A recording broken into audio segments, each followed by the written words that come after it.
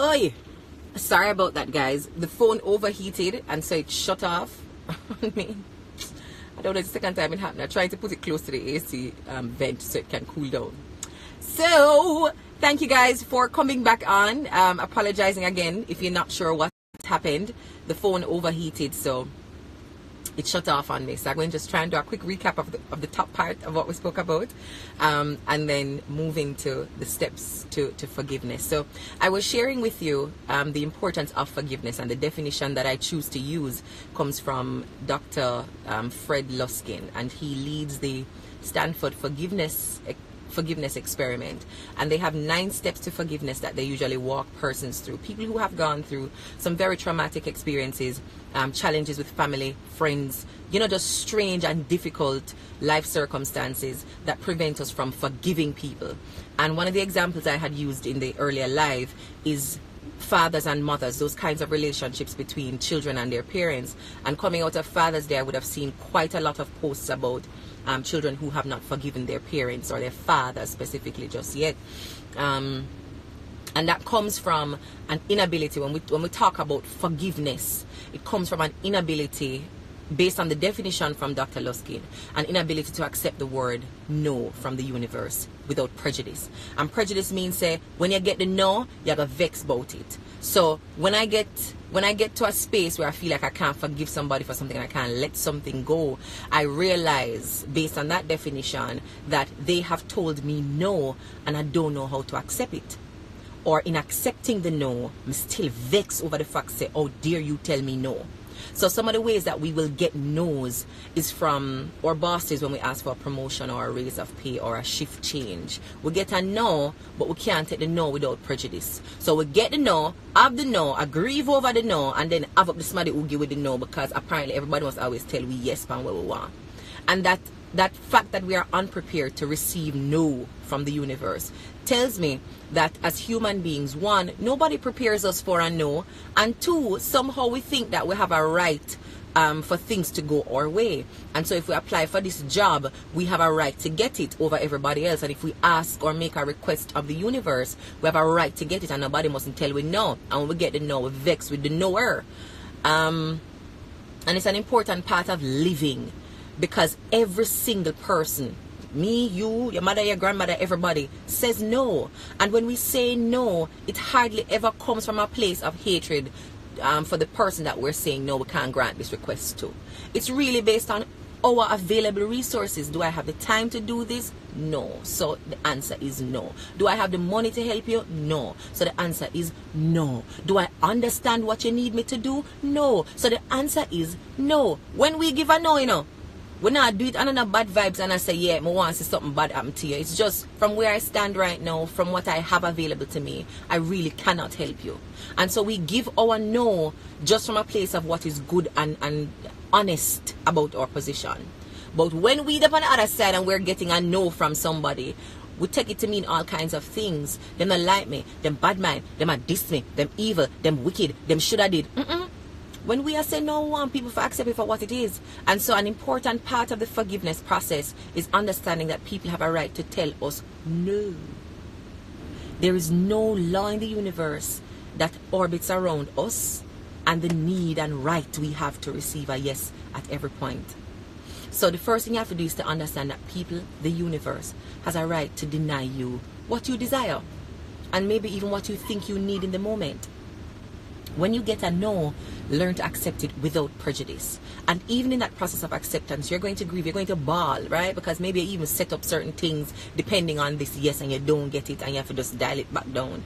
Bawl, that is okay. Grieve, be angry for a minute, be distressed, be depressed for a few hours, and just try and figure out what is the meaning of life. That's okay.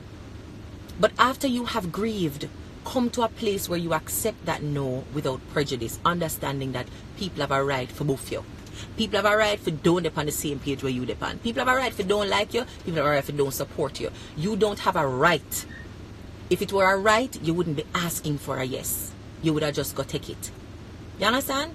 Or ability to breathe is a right. So we don't have to ask permission. Can I inhale today? Can I exhale tomorrow? You just take it as your right. Nobody can stop you from having it.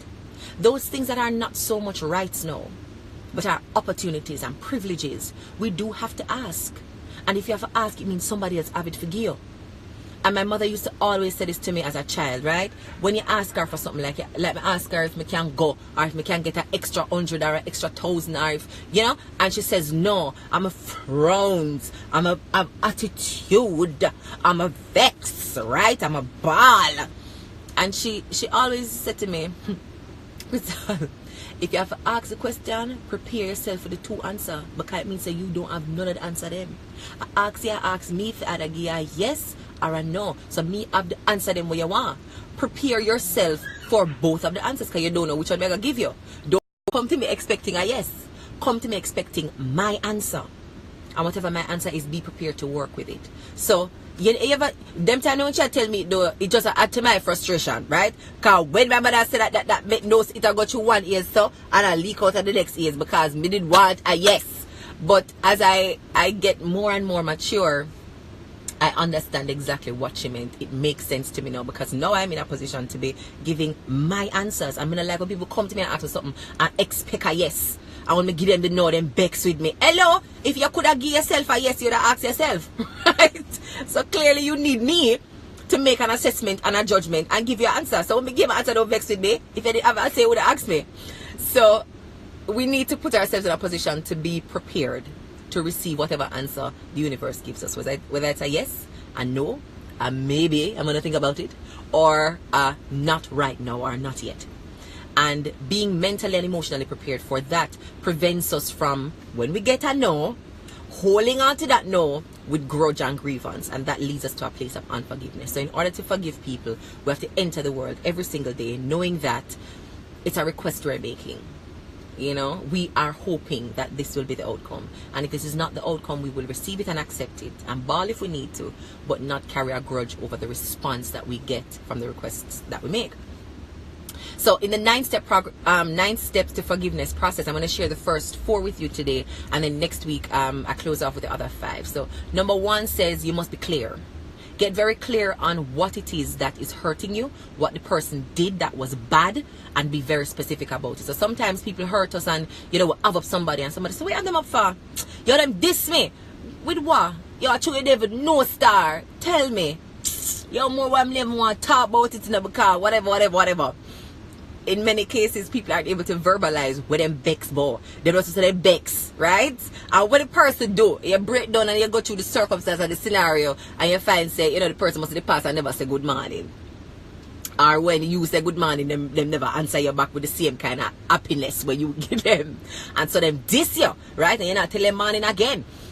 When we are forced to put into words specifically where we bex boy, where we have up people boy, where we not forgive them for, that need to get clear often helps to sift through, you know, the nonsense and the ego-driven spaces that we're in versus somebody actually doing us wrong. And so your ability to be very clear and specific about where the person do what they do wrong and bad and hurt you is the first step to being able to forgive them, because then you can identify specifically what you're mad about.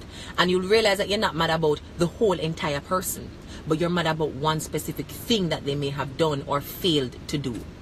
So get specific and get clear about it. The second step is to commit to doing what you need to do to be comfortable and be happy. What that means is, if, for instance, if you need to block them from WhatsApp, no say that you have to do, because you can't have them up and vex with them and them a message you, good morning, God bless you, you know, how are you today? You can't deal with that while you work on the forgiveness. So understand what you need to do in order to create a space where you can be more happy, where you can be a little clearer mentally, and where you can move in the direction of forgiveness. And where the person who needs to be forgiven is very close to you, it makes it hard to start working on your internal forgiveness mechanism while still talking to them and trying to remain amicable and kind, and to display some kind of, you know, maturity and love when you really not forgive them for what them do. So is it that another part of getting clear on what you need to do outside of creating your own environment? If we're not going to talk for a month, if you have to go breeze me for a week, if I'm going to block you from WhatsApp, if I'm not going to sit down beside you in a lunch room anymore because I work on the forgiveness, decide that. But also decide what you need, yeah, at the end of the process. So do you need to get to a space of peace? Do you need to get to a space of acceptance? Do you need to get to a space of smiling again when you see the person. What is the goal and the outcome for you? It is not always reconciliation, and people think that when you're gonna forgive somebody, the end goal is that we're gonna be friends again. No. Like me probably I work on some forgiveness for some people who don't even know say. I have them up for something. I mean, I have no intention to talk to you ever again, right? Because you're just not right in yourself, and you're going to continue to do them something here, and God not start work and polish you off yet. So I can't work with you until you start work by yourself. And I'm working on the forgiveness, but the goal is not that we're going to be friends and chummy again. The goal is not to say we're going to start go to drinks, up our ribbies, and, chilitos. That's not the goal. I'm not trying to forgive you so we can be friends again. What I need is to forgive you so my heart can just be light, so my spirit can be free, so I cannot have the anxiety and all the stress related feelings when me see you, when somebody say a name, when me buck you up somewhere or hear say you go this somewhere. I need to forgive you so that I don't feel like I'm stressed out. So when I say work out what you need, it's really about what you need. If it's your parent that you have not forgiven, and maybe something has gone so terribly wrong that to be in their presence again would really not be fruitful, then the forgiveness outcome is not that you're going to be able to have Sunday dinner with mommy and daddy. The forgiveness outcome is that when your siblings say I'm going to visit mommy and daddy, you're not vex and say una betray me, no know what daddy do me, una betray me, I might say if I don't eat Sunday dinner with him. You would have forgiven that circumstance and situation, and the outcome is that when people around you say they are still dealing with that person, you don't get upset about it because you have forgiven them. You have no interest in rekindling the friendship because the betrayal may have been something so profound that you really can't trust them again. But you forgive them for giving you the no. The no that they gave you was, no, I can't be a good friend to you. And that's okay. So I'm not going to try and force myself back into a friendship with you because you've explain through your actions or your inaction that you don't know how to be a good friend to me, and I need a good friend, so we're not gonna be friends. But me not unforgiving. I have forgiven you for that no, and you have a right to be knowing me. Right?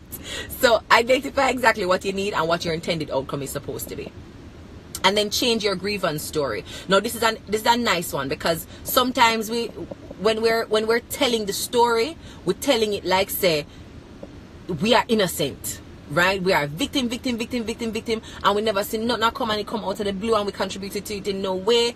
And that's really not true. When you're sad and you're hurting and you're betrayed and you're depressed and you're vexed with somebody and you don't want to forgive them, it's very difficult. Hardly you're gonna find a circumstance where it's one person alone at fault, unless you did a walk and the person drive up on the sidewalk and bounce you down and driveway, right? A lot of the times we put ourselves in traffic. We put ourselves in the way of people so they can bounce us down and run over with left foot and broke with toe. But we trust that they will slow down, and because of we them are gonna go around we and don't knock we down. But we would have known which friend we have that is a speeding out of control car. We would have known which relationship we're in that is bound to end in a car wreck, and we choose to stay there with them. So let's change the story from that person is evil and wicked and them do me wrong and them just not deserve to be alive, to they made a choice, which they all have a right to do, and as a consequence of that choice, I have been hurt. But it's the choice. The person must have been good in other respects for us to even be friends with them, to be in a relationship with them, to be working for them. If they were Cruella de Vil, we wouldn't do the same way. If I did Lucifer, we wouldn't do the same way. So they must have had some God aspects to them, godly aspects to them, where we thought that they were good and worthy of second chances, and we gave them second and third and fourth, and it just got to a point where, we have to just create for that 1 year. Tell the story and accept responsibility in as much as you are responsible. Now, I'm not tell you ever say, are you the way you never do? But as you reflect on the grievance and as you reflect on the thing that has gone wrong, be honest about the role that you might have played in it. Because forgiveness sometimes has to do with our ability to forgive ourselves. But you have to confront what ourselves do. What did I do to put myself in this position? And, what responsibility do I bear? And then forgive you for the role that you would have played in that. And also be I'm not going to say be kind, but be fair in your assessment of a situation, so that you don't end up putting blame unduly on a party when, you know, you kind of responsible for part of it too. And the fourth one that I want to share with you is that you need to get the right perspective on the source of pain. I had said it earlier about the specificity. When somebody say, you may not like that person, they're a man, a person, never chat again, and I can't stand them, and I never gonna forgive them. Get specific about what it is that has happened, and identify what the source of the grievance is, what the source of the pain is. Remember, the source is not the person. The source is hardly ever the person. The source is a particular act that was committed. One, like the core of it is that they did something. But even deeper than that, why we're feeling what we feel is because of our own thoughts. So I want you to think about right now, think about the person who do you something bad. The person who you have them up right now, and if you see them, I walk on the left, you walk on the right. And if you see say flood, I wash with them and them house and them picnic, you lock your eye and go on like say you can't help, and you're not going to send out no signal for nobody come help them. Who is that person who you are not forgiving, and you really and truly have them up in the deepest crevice and part of your heart? Then ask yourself, what have you been thinking about them that fuels the pain that you feel? So me give you an example. If somebody says that no, them not gonna give you a promotion, the source of your pain is not solely that they said no, because we understand say we not gonna always get what we want, so I can't do no. What other thoughts are we putting and compounding onto that no that make us so angry? Well, one thing that I could have said is that a long time they don't like me, them bad mind me, did I look me, and me never take the lookings. That's why him tell me no. So we give it one layer and we vex over that. One next layer is a true him and other somebody there, right? And them inner things are him cousin, him brother, him friend, sister, uncle, why him don't promote me, and we add on another thought on it, right? And that makes us feel even more upset. And then we find other thoughts to put on, or true me did late on the assignment and cause him for getting in trouble why him never promote me. And you add on another thought, I true me dress better than her, why she don't want me to get the promotion because she thinks I'm going to show her up. And we keep adding thoughts and we pad it up and we pad it up and we pad it up. And we'll pass the office and then we say good morning to it the right way, we pad it up again and we vex again. So that single no, which again we understand that people will tell we no from time to time, yeah? So another no is the thoughts that we pack around the no about what it means, what it makes them if them tell we no, what it makes us because we get the no. All of those thoughts get compounded and it becomes more and more contentious when we think about that person. It's our thoughts and the feelings that we generate through those thoughts that really cause us pain. It's not the no, because we've been getting no's all our lives. That's why we know we have to get up and work, because the universe said, no, we're not going to mind you. No, you have to go come out.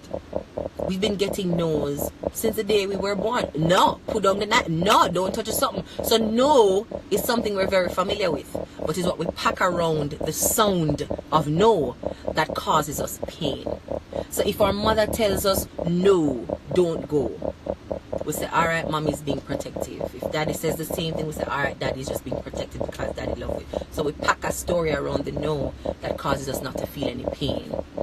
If somebody else tell me no about the same circumstance, a bad mind, and then they want to have no fun, and then they want me to get my glow up, right? So it's a story that we pack around those conversations, those no moments of the universe that cause us pain. So if somebody that I love and care about says no, I can't come somewhere, I don't feel no way because I know them love me, right? So if them say no, it must really mean that them have something else to do. I may not pack the same kind of interpretation and thought around a no from somebody who never showed for me yet and ever want me to come somewhere for them, right? And see that again, I ask them, them can't come. I said them just want this thing the one way, it's one way friendship, me can't bother with. Conversations and thoughts that we pack around it cause us pain. So let us learn to unpack those things, those thoughts. And there is a forgiveness challenge that I'm going to share with you. And I've gone through all the 9 steps to challenge you as we close out June to identify who we need to forgive, what we need to forgive them for. And we're just going to do one, month in a come and we're just one person that we need to forgive. It might not be the person who we are most unforgiving towards, but we're going to pick out one somebody, right? It can be a little thing with them do and we never get over it, a medium-sized thing or a very big thing. You will get to choose who that person is. But next week, when I wrap up the final 5 steps to forgiveness, I'll share that challenge with you. And then just send me back a little email and let me know how that goes. knows how it feels. I remember when you have to forgive the person, you know mean say you never have to chat, you know mean say you have to go have drinks, right? And you have to go to them wedding now, right? And you have to go to the funeral, or you have to go to the graduation. No, you have to do that. But understanding that you have forgiven them for something releases the anxiety that you would be carrying in your body and in your mind and in your spirit. And so the last thing I want to share before I close off the live is what happens to your body when you're unforgiving. So there was a research done by a Dr. Wheatvleach. I've forgotten her first name. It was done in 2012, I believe. And what she did was check the body signals of persons who thought about a moment or an individual that they weren't forgiving for something, and persons who were asked to think about other things, like joy and peace and love and the people who made them happy and whatever. Now, when persons were made to think of someone that they were carrying a grudge for, someone who they had not forgiven, somebody who do them something, they thought about it, all their fight or flight mechanisms came alive. So their heart rate went up, their blood pressure went up, their sweat glands started producing a lot of sweat. So they have sweat under them arm and them palm and them scalp and them nose bridge. All of those indicators that we are in danger and need to get prepared to fight somebody, all of those things went up. So when we are in positions of unforgiveness, we lose peace, like literal peace and calm in our bodies. So your head start hurt you start for sweat, your heart are race, the oxygen now reach to your brain, you are in a position of war. And that prevents simple thing like oxygen from getting to the organs that need oxygen. So you literally put your body at a disadvantage every time Susie or Mark pass you, because you have them up and you carry a grudge, and every time you see them, your body just start keep up beer madness, right? Meanwhile, them gone about them business quite fine, them heart rate no gone up and them blood pressure no gone up. You got to send yourself to hospital because you have grudge and you carry grudge and you have them up and vengeance and the wrath of the Lord. And then the reverse comparison was made now to persons who had forgiven, had released whatever tension they were carrying in their spirit with somebody, or were asked to think of other things that brought them more joy and peace. And of course, their fight or flight mechanisms were neutral, unmoved, unbothered. So they were less likely to end up in a hospital pump pressure pill because they were not being unforgiving of their circumstances. So it really is critical and important that each of us decides what kind of life we want to live, and in making that decision, forgiveness is a core part. Because if you say you want to be healthy, you can't be walking around with an unforgiving spirit, because it literally makes your body function in crisis mode. So it's better for you spiritually, mentally, and physiologically that you learn to release the anxieties and all the things that come with choosing to not forgive somebody. So that's just about it for Good Gas Mondays today. I really hope it has inspired some thought, at least, right? You might not be prepared to jump into the forgiveness train just yet, depending on how deep the scar is and how raw the wound is and how painful it is. But I hope you're giving some thought to this question of, what is it costing me to not forgive somebody? Have I been specific about how they have hurt me? Have I communicated that with myself? Have I communicated it with them, if it's something I can say to them? Or maybe I don't know exactly what I'm vexed about. Sit with yourself, do that introspection, and figure out what it is that has bothered you, or what it is that you feel they've done to wrong you. Be specific about it. Also challenge yourself to doing what it is you have to do to get things in order. If you have to clear up your space, if you have to run them a little bit, what is it that you need to do to get to center, right? You also have to change your grievance story. Tell it like it is. Take responsibility if you're responsible any at all. Look at the role that you might have played in creating the circumstance or creating your own hurt.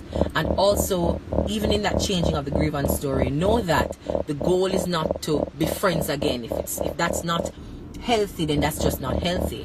Forgiveness, the core goal of forgiveness is for you to be able to accept a no from somebody. If their answer is no to a long-term relationship, how do you accept that without carrying a grudge? If the answer is no to this job that you've applied for, the promotion or the raise of pay, accept that without carrying a grudge. If the answer is no from somebody who you wish did like you, but them just decides that they're not gonna like you and they're gonna chat you every time you turn your back, accept that no without a grudge. It don't mean that you have to go now and talk to the person and be them friend because you've accepted the no. It just means that in your spirit, your blood pressure now go up when you see them. In your bad heavy, your heart not gonna start race when you see them. You're not gonna start sweat and your head not gonna start hurting because your brain not getting oxygen, because you've accepted that they said no. They're not gonna be kind to you. No, they're not going to open any opportunities for you. No, they're not gonna do anything good for you and say nothing good to you. No, they're not gonna chat behind your back. Accept that without prejudice. People have a right to choose who they want to be, and when they make a choice, it's not for you to have them up because they make that choice. Let yourself be at peace with people's decisions. It's for them life, it's for them doings. Let them do them do, and you decide how you want to live. And an important part of keeping your peace and keeping your health game up is to be very forgiving and release things. And then the fourth thing was to get the right perspective on the true source of pain. So you might think that the source of pain is that the person chat you. No, the source of pain is what you've packed around the fact that people chat you. You know the first time somebody chat you, but all you have of that person more than all you have of everybody else. Because this person, perhaps, you expected that they would be your best friend, and your own expectations are packed onto them. You expected that they would be trustworthy, and you expected that they would be loyal, and you expected that they would be fair, and you expected and you expected and you expected and you expected and you expect. And they failed to meet those expectations, but you were the one who packed those things around them. So it's not that every time people chat to you, you hate them. Because there's some people who, you know, chatting, you get over it, right? It's not that important, it's not that critical because of the story you've packed around it. So get very, very clear on that. What the true source of pain is ain't necessarily the smaddy and what the smaddy do, but what you have packed around that smaddy and what they've done, linked very intimately to your own expectations of who people should be for you. So that's it for Good Gas Mondays today. Thank you guys so much for tuning in. I don't see, oh, the questions were coming in. Lord Jesus, you know it wasn't popping up. Now that I'm scrolling, I've seen the questions, guys. I'm so sorry. I'm so sorry. Let me look if any questions came in that I didn't see. Oh, hi, hello everybody. I'm seeing the highs and the good mornings and the thank yous, so I just want you guys to know that I see them and I appreciate them. Yes, plumber, may I tell you, it affects your blood pressure.